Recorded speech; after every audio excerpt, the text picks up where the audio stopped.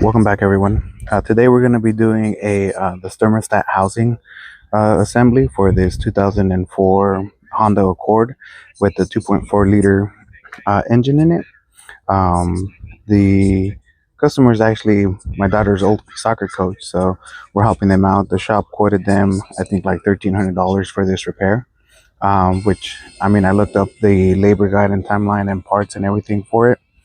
I think they should have max would have been $1,000 to get quoted on this, but because I'm fair honest, it's about $740 that I quoted. That's parts, labor, and obviously we're doing this mobile now, so at their house, at their convenience, they don't have to take work off or anything like that. But we're gonna first start with verifying that that is what the leak is coming from, because I know other shops might have said, "Hey, it's this part," but ultimately it could be somewhere else. But I did verify that. So it's good. It's kind of hard to see, but I'll show you guys once I remove the part. But behind these hoses here, it sits your thermostat, right? And then the housing assembly. So where it's leaking from, it's actually cracked where there's a coolant pipe, right, that runs alongside of your engine, to the side of your engine over here, right? And it connects to the top portion of that housing assembly. And where it connects to, there is obviously it's just a little pipe that you just put into it, and that's where it's cracked. It has a pretty big crack, and when I pressure tested it, that's where all the coolant was coming from. So we're gonna go ahead and replace the part that they got quoted for that. So in order to do that, right, you have your car, and right around the center of your car, you're gonna have your little drain plug for this vehicle, and I'll show you guys here. So if you go underneath your car, like as you can see, I already kind of drained a little bit out of it. I'll move this out of the way. So, and then you'll look and you'll be able to see your little butterfly inlet right here, right there, right, as you can see. And it has an O-ring there, so when you go to tighten it, you don't have to super tighten it because it is a piece of plastic. um, but you just put your drip pan there, and like I mentioned, it's kind of right in the center of the vehicle where you can do that, drain your coolant. And then we're going to start by um, disconnecting the all these lines to the intake or to the throttle body, right? So that we can take this entire intake manifold piece out of the way, because some of the bolts to get access to the back side of that module are kind of hard to get to. So just follow along. All right, so this is a 10 millimeter that we're going to remove from here, right?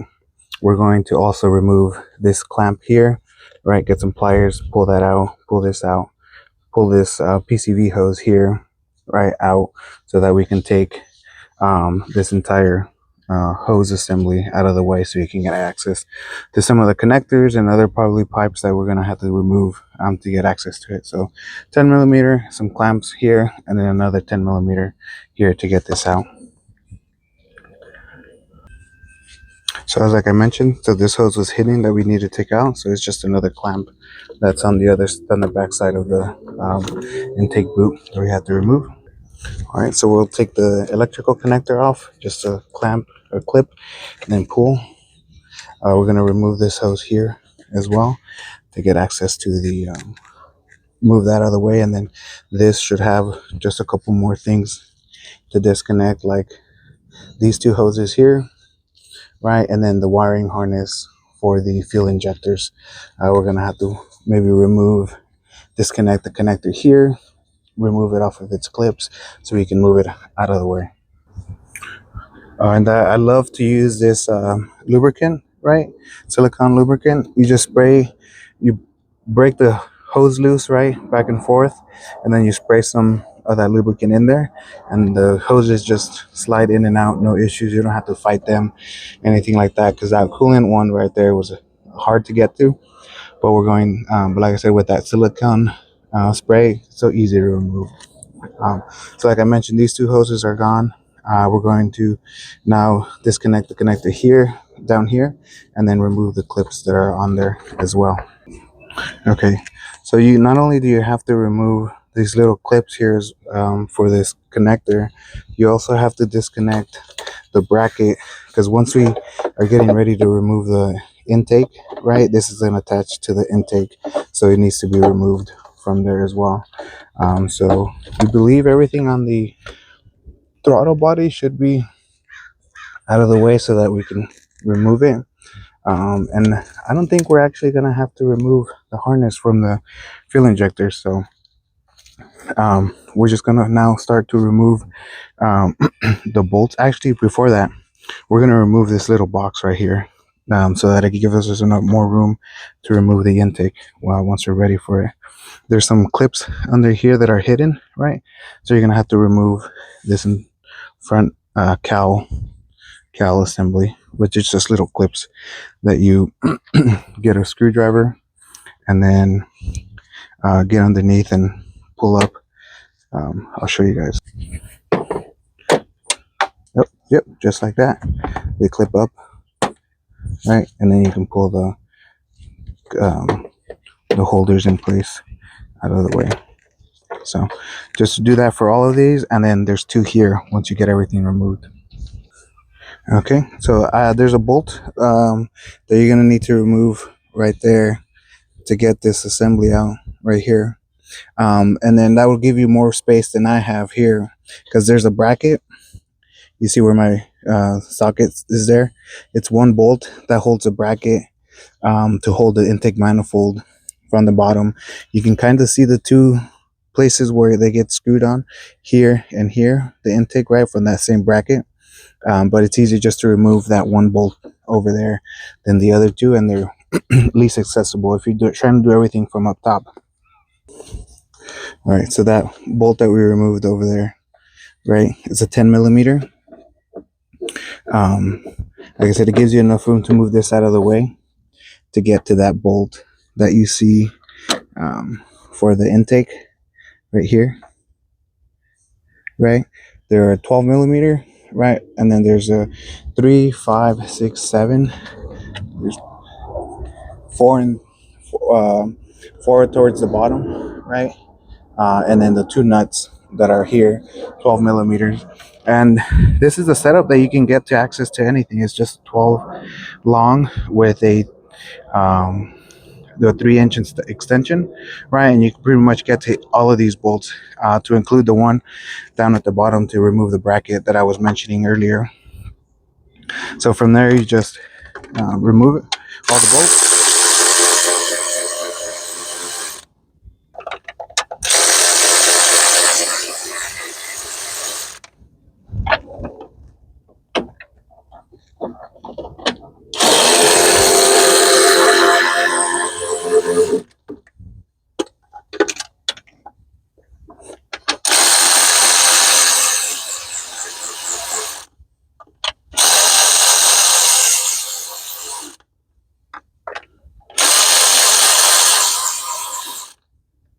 And then I'll probably need 2 hands for this, so I might set you guys down because I need to pull all the hardware out of the way so that it doesn't fall into the abyss, never to be found.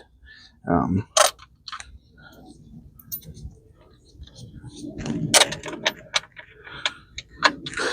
and then more than likely, we're just going to need to pry this open.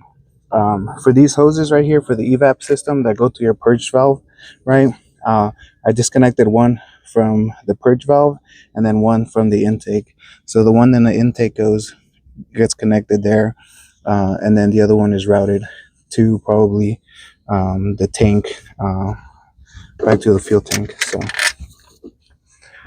all right. Oh, that was easy. So you just prop it open like that, like so. Um, Perks of living in California, right? There's not really much of anything to worry about. So there is this hose, like I mentioned, the one that goes probably down further. It's connected again to the intake manifold. You just remove it there, and then you can get the intake out, and you have access to that manifold. So for me, this hose, right, that goes to your intake, right, from probably your PCV system, was easier to remove from here, because over here I can't get my pliers to get stuck, to get this out, and I tried a screwdriver and I don't want to damage it. But the last person who worked on this didn't put this clamp back, because that's how it was when I removed it. But so we'll go ahead and just put that when we go put it back together. Okay, so this is what the intake looks like, right? The hose was sitting like that. The one for your purge valve, right, went here. You can see where all the bolts are that hold the intake manifold in place. The throttle body, it's a little dirty. And then the bracket, like I mentioned. Um, so as you can see, there's two bolts here, which they're not going to be easy to get to unless you go from the bottom, right? But I'm trying to do everything up top. So it was just easier to remove this one bolt, which when we go back to install it, we'll try to get this bolt started, excuse me, and then go ahead and tighten up the other bolts and the nuts that go to holding the intake in place. We are also replacing the gaskets on this intake manifold, because why not, right? We're doing all this work. Why not? Might as well do it. Um, and like I mentioned, this is a crack that you couldn't see earlier, right? And that's exactly where the issues have been coming, where the coolant is leaking. And this is the pipe that I mentioned that goes to um, your heater system, right, for your car. So, but yeah, so now for this, we're gonna move some of these wires out of the way, disconnect a couple things to get more access to that module or the assembly. All right, so this is what the new one looks like. So we got a new thermostat also, and then the housing assembly for it. So I'll show you guys where the bolts are located, right, on the where it sits like that. So one of them is going to be pretty accessible, but the other two are going to be down at the bottom that we're going to have to find a way to get to them. And I'll show you guys here in a second. But like I mentioned, I'm going to remove all this stuff first. All right, so I disconnected here, remove this clip here, right, and we're gonna have enough room to get this out of the way. I did remove this 12 millimeter bracket that's hold this bracket in place, so that pipe, so that we're gonna be able to wiggle it out once we get access to it. And then this 10 millimeter bolt right here that holds that same pipe that goes to the thermostat assembly, so that we can wiggle it and then be able to pop this out here in a little bit. All right, so this is what I had to do in order to get that bolt started. You can see the bolt from over here. Trust me, you can. Um, Maybe the camera doesn't show. Okay, there you go. So you can see it without having to put a camera there. And then feel it. Put the socket there first, which is 10 millimeter. I'm using a long, and then because there's a edge on the engine, right? Unless you have a medium socket, right? You'll be hitting it and it won't come in right. So, I mean, luckily they're not torqued down to a lot, so you can just have it a little bit off to an angle. But when you install it, definitely just install it by hand first and then tighten it to the proper spec. So, all right. So now for the other bolt that's hidden right, that one you can't see, but you can feel. Get your hand in there. Um, so just 10 millimeter long socket and your wrench, right, and then you'll be able to get access to it. It's almost parallel to this one right here, just at the bottom. So where this bolt is located is straight directly on the other side, opposite side. So just remove that. All right, so before I remove the one on the bottom, right, I'm gonna crack these loose, right, these three bolts that hold the thermostat housing assembly in place, and then I'm gonna remove this quick connect, so that we can remove the thermostat after that. You might have coolant come out at this point, so just be careful, right? Like I said, I cracked these 10 millimeter bolts, and now I'm going to remove this quick disconnect away from it. So my old thermostat housing assembly was pretty stuck into it because there's an O-ring on the little elbow fitting here, right? And I used like I said, I love that silicone spray, right? And then I was able to remove the old one out. So, but mine was kind of stuck in there. I would imagine you guys is the same way. But um, the silicone spray, like I mentioned, made it so much easier. I cleaned this up because it was a lot of oil and dirt and whatnot, and then put it there. So I had to disconnect it from here.